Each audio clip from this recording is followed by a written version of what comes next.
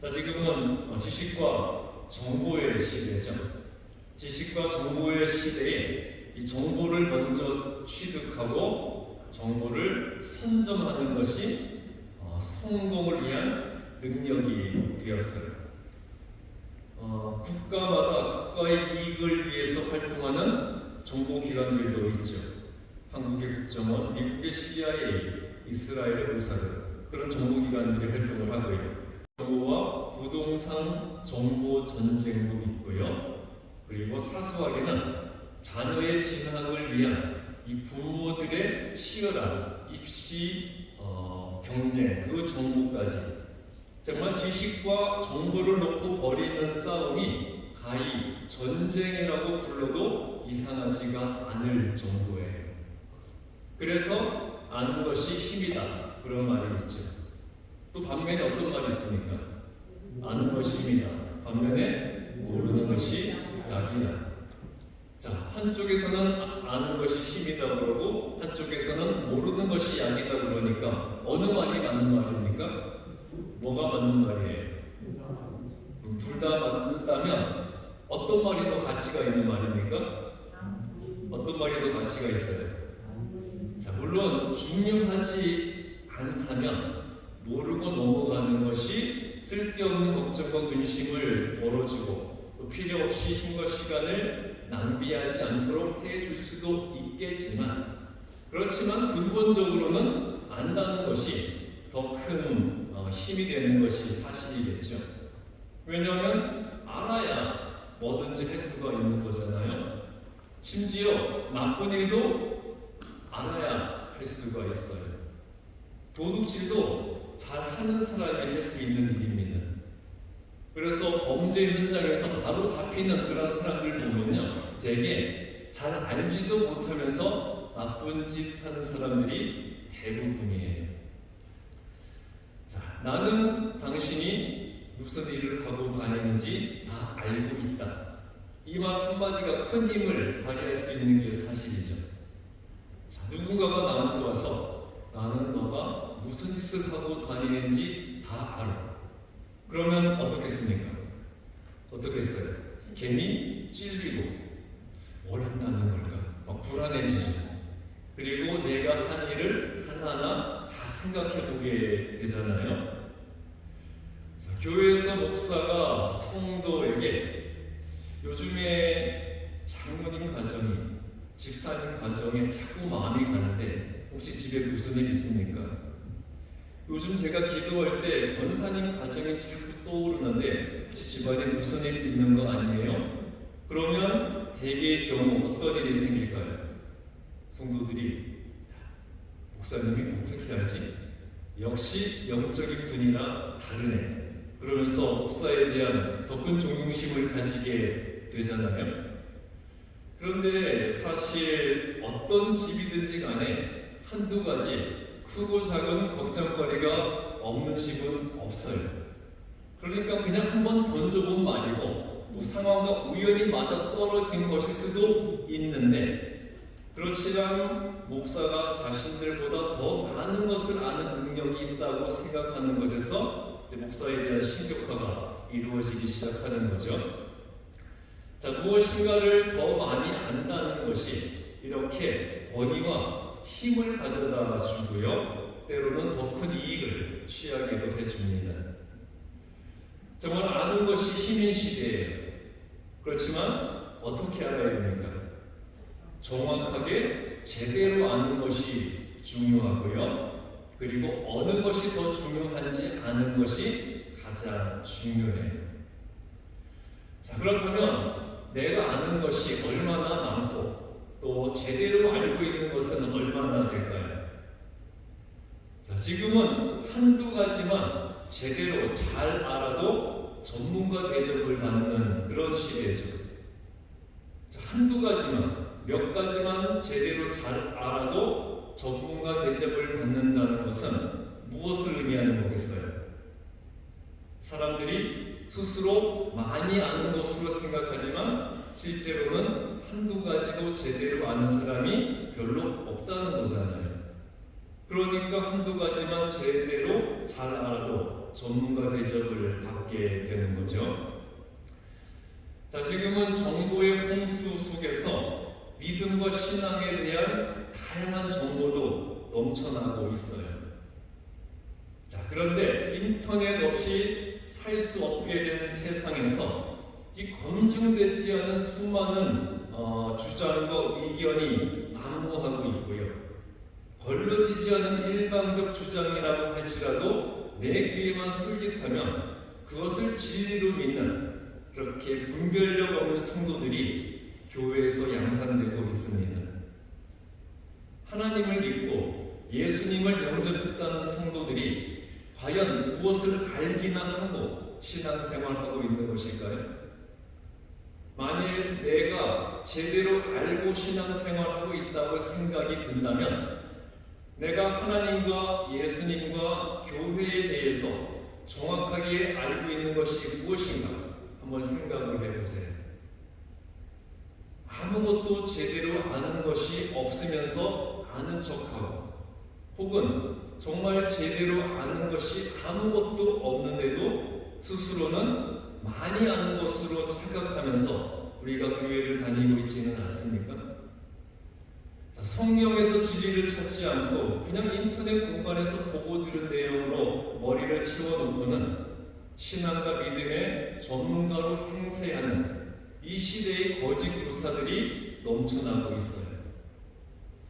성경을 묵상하고 또 연구하고 끝없이 성경을 파고들면서 공부해도 어려운 것이 하나님의 진리인데 그냥 성경은 덮어놓고 펼쳐보지도 않고 신앙의 진리마저도 인터넷에서만 찾아보면서 그래놓고는 자기가 제일 똑똑하고 가장 많이 아는 믿음 좋은 사람으로 착각하는 자들 때문에 오늘날 교회가 점점 더 혼란스러워지고 있습니다. 아예 모르는 것은 괜찮아요. 아예 모르면 처음부터 제대로 배우면 되는 거니까요. 그런데 모르면서 아는 척하거나 많이 아는 것으로 착각하는 사람들이 문제예요. 자, 그러한 영적 무지와 교만이 자기를 영적 죽음으로 이끌어가는 것에 머물지 않고 다른 사람까지 함께 지옥으로 이끌어가게 되는데 이 모든 것이 하나님 앞에서 얼마나 큰 죄가 된다는 것을 모르는 어리석음의 산물입니다. 자, 교회 다니는 사람들은요 한 명도 예외 없이 자기가 다 죽어서 어디 간다고 생각합니까? 당연히 천국 간다고 생각을 해요. 자, 여러분들 중에 내가 천국 못 갈 거라고 생각하시는 분 있습니까? 다 당연히 갈 거라고 생각을 하죠. 자, 그런데 예수 믿는다고 하면서 어떻게 저렇게 행동하나? 어떻게 저렇게 신앙생활 할 수 있을까? 그렇게 걱정이 되는 사람들도 자기 스스로는요, 자기가 당연히 천국을 갈 거라고 생각을 하니까 하나님을 두려워하지 않고 그렇게 살아가는 것 아니겠어요? 만일 내가 천국 갈 수 있을까 걱정이 되고 그래서 하나님을 두려워한다면 그렇게 살아가지 못할 텐데 남들한테 그렇게 욕을 먹으면서도 자기는 당연히 천국 간다고 생각을 하니까 하나님을 두려워하지 않고 그렇게 사는 거겠죠. 내가 지옥 가게 되는 것도 모르고 세상의 즐거움만 추구하고 복이 아닌 것을 복으로 생각하면서 그렇게 하나님으로부터 점점 내가 멀어지고 있다는 것도 모르고 있는 것은 아닐까요? 내가 진리와 복음에 대해서 아무것도 모르면서 내가 하나님 앞에서 얼마나 무지한지도 깨닫지 못한 채 자기 스스로만 믿음 좋다고 착각하면서 우리가 지옥을 향해서 달려가고 있는 것은 아닌지 모르겠어요. 제가 오래전에 한국에서 군대에 입대했을 때 군대에 가면 누가 무엇을 물어도 다 잘한다고 대답을 해야 군생활 편할 수 있다는 말을 귀에 못이 박히도록 들었습니다. 그래서 훈련소를 수료하고 후반기 교육을 마친 후에 군생활을 할 자대로 갔는데요. 그때 새로운 신병들 중에 바둑 잘 두는 병사를 찾고 있던 하급 간부가 제 앞에 오더니 바둑을 둘 줄 아냐고 묻는 거예요. 저는 그 순간 무엇이든지 잘한다고 대답을 해야 된다. 그 말을 기억하고 바둑을 잘 둔다고 그랬습니다. 그랬더니 몇 급이네요. 저는 바둑의 급수에 대해서는 전혀 모릅니다. 대충 들은 풍어대로 1급 정도면 잘하는 걸까? 그래서 1급이라고 했더니 순간 주변의 사람들이 다 탄성을 내는 겁니다. 어리버리한 이등병을 우습게 보던 그 눈초리가 이 경애와 이 찬사의 눈초리로 바뀌어 있는 걸 보고, 야, 내가 감당할 수 없는 엄청난 거짓말을 한 거구나. 그것을 알게 되었어요. 정말 거짓말이 발각될까봐 무서웠지만 이미 내뱉은 말 돌이킬 수는 없고요. 저는 그 순간 바로 바둑광인 대대장실로 영접받아서 갔습니다. 그리고 대대장은 저를 각 전이 본 2등간 신병이 아니라 바둑 고수로 정중하게 대해줬어요. 그러면서 한 수 가르쳐 달라더니 바둑판 앞에 저를 딱 앉히고 이제 바둑을 두기 시작했습니다. 저는 바둑에 대해 아무것도 몰라요. 그러니까 그 순간 제가 할 수 있는 것은 기도밖에 없었습니다. 예수님, 제발 저 좀 살려주세요. 정말 이 시간이 빨리 지나가게 해주십시오. 그렇고 이제 바둑을 두기 시작하는데요. 뭐 아무것도 모르니까 되는 대로 바둑알을 그냥 내려놓는 겁니다. 그렇게 정석과 상식을 무시하고 막 바둑알을 내려놓으니까 처음에는 이 대대장이 자기 수준으로는 감당할 수 없는 엄청난 고수라고 생각하고 놀라는 기색이 역력했는데요. 잠시 후에 그 대대장의 표정은 자기가 철저하게 속았다는 것을 깨닫는 그런 얼굴이었어요. 그리고 잠시 후에 대대장의 입에서 나온 말은요, 제가 그냥 그대로 옮길게요. 이 새끼 바둑 하나도 모르는 놈이잖아. 이 새끼 누가 데리고 왔어? 이 새끼랑 이 새끼 데리올 새끼까지 다 총살시켜버려요. 그러더라고요. 정말 망신도 그런 망신이 없었고요. 망신 전에 알지도 못하면서 많이 아는 척하다가 그때 그 자리에서 총살당하지 않고 살아남은 것이 진짜 하나님의 은혜였습니다. 자, 그런데요, 이렇게 세상에서의 착각은 망신으로 끝날 수 있지만 하나님 앞에서 내가 믿음이 좋았다는 착각과 내가 예수님을 잘 믿었다는 거짓말은요, 그 거짓말에 대한 망신은 단순한 망신으로 끝나지 않아요. 하나님 앞에서 내가 믿음의 생활을 잘했다는 그런 착각, 내가 예수님 잘 믿었다는 거짓말에 대한 망신은 단순한 망신으로 끝나지 않습니다. 왜냐하면 그 망신이 내 영생과 구원 문제를 결정하기 때문이에요. 자, 여러분들도 아시겠지만 옛날에는 동네마다 지능이 약간 모자르면서도 온 동네 이곳저곳 벌어지는 일에 다 간섭하는 그런 사람들이 한 명씩 꼭 있었죠. 자, 어느 동네에서 지능이 조금 모자랐던 한 청년에게 늘 친절하게 대해주던 그 동네 교회 목사님이 너 예수 안 믿으면 큰일 나는 거야. 예수 믿어야 천당 가는 거 알지? 그렇게 물었더니 이 청년이 이렇게 대답을 했어요. 그럼 너는 예수 믿으면 천당 가는 것도 모르고 목사직했냐? 이렇게 대답을 했대요. 자, 그 대답에 이 목사님은 정말 깊은 깨달음을 얻었다고 그래요. 내가 과연 목사직을 제대로 하고 있는 걸까? 내가 과연 예수님에 대해서 제대로 알고서 목사직을 하고 있는 걸까? 스스로 성찰을 하게 되었대요. 여러분, 오래전에 싸이월드라는 미니 인터넷 홈페이지가 유행했던 시절이 있었죠. 여러분, 이 싸이월드 아세요? 한 20년 전에 유행했던 한국의 국민 미니 홈페이지였어요. 여러분, 이거 아셔야 그래도 좀 젊다는 이야기 들을 수 있는데, 자, 이 싸이월드에 들어가서 자기 홈페이지, 미니 홈페이지를 예쁘게 꾸미고 단장하고 글을 올리는 것을 싸이질 한다고 했어요. 싸이질. 자, 이 싸이질을 잘해야 사람들에게 인기 있는 미니 홈페이지를 운영할 수 있었습니다. 우리처럼 타국에 이민 와서 한국에서 누리던 만큼의 사회적 지위를 누리지 못하는 것에 대한 보상심리로 교회에서 장로직분에 목을 매는 사람들이 많은 것이 이민교회의 현실인데요. 그런데 과연 무엇을 알고서 장로직하고 무엇을 알고서 권사직, 집사직하고 그리고 더 나아가서 성도직을 하고 있는 걸까요? 무엇을 제대로 알고서 선교회 회장, 교구장, 속장, 인도자직을 하고 있는 것입니까?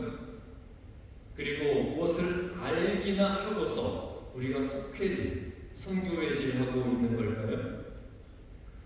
자, 여러분들은 하나님에 대해 무엇을 알고 신앙생활하고 계십니까? 제가 지금부터 질문하는 내용들에 대해서 하나하나 생각을 해보세요.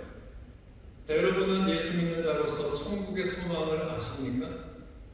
또 고난이 축복의 과정이라는 것을 아세요?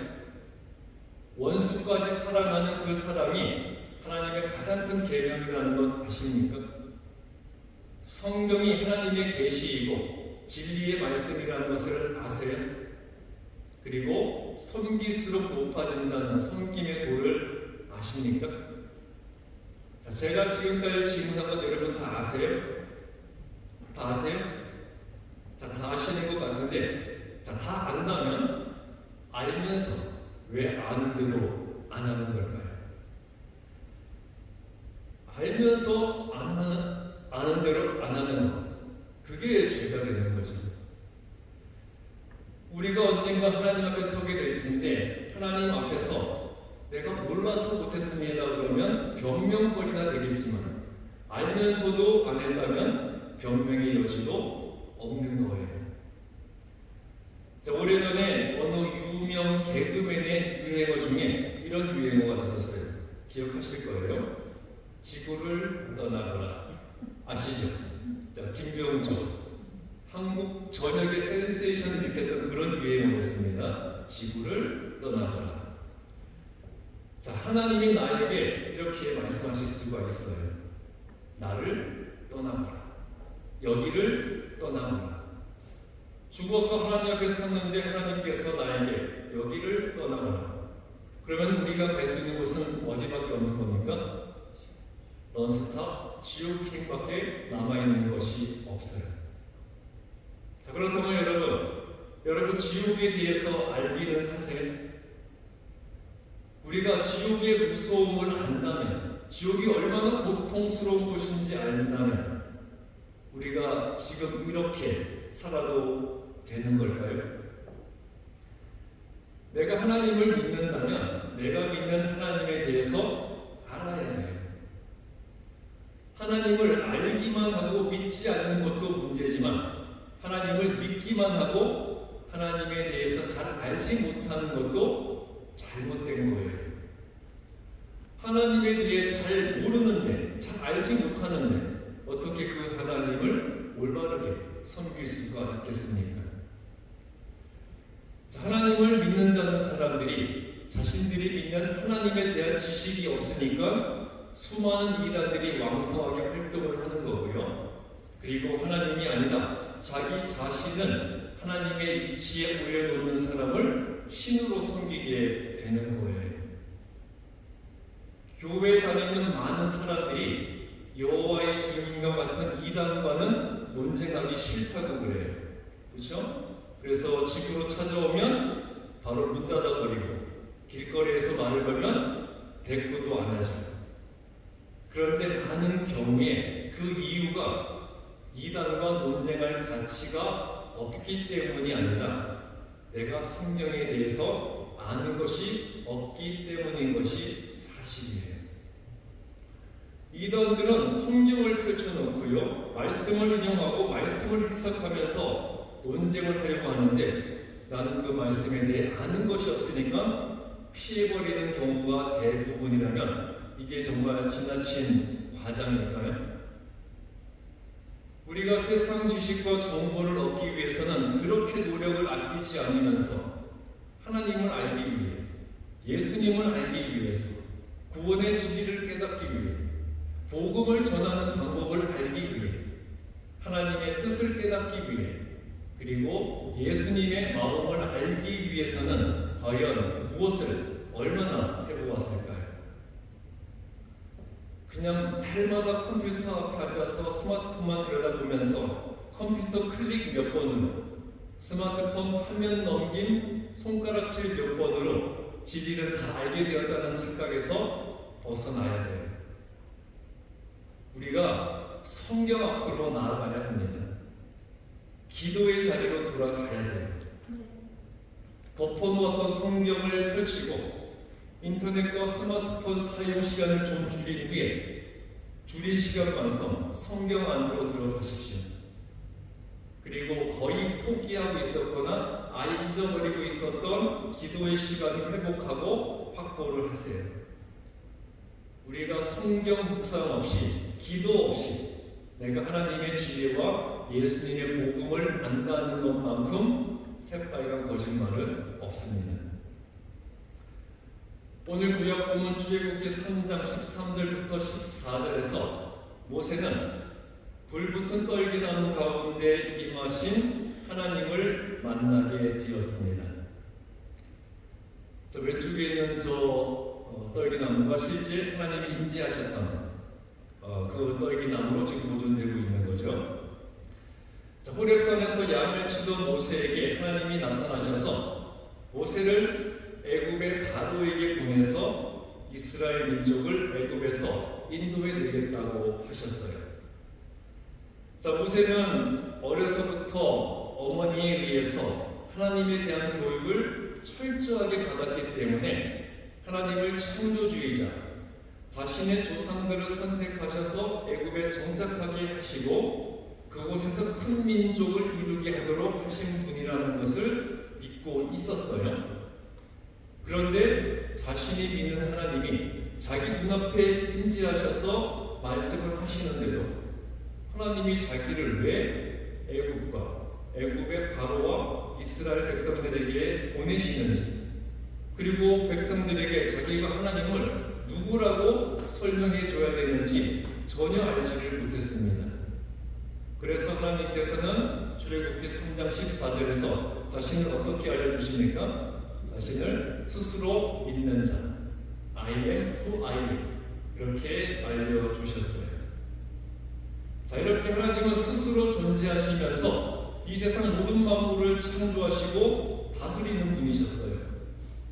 그런데 모세는 하나님에 대한 이러한 가장 기본적인 것도 모르고 있었던 거죠.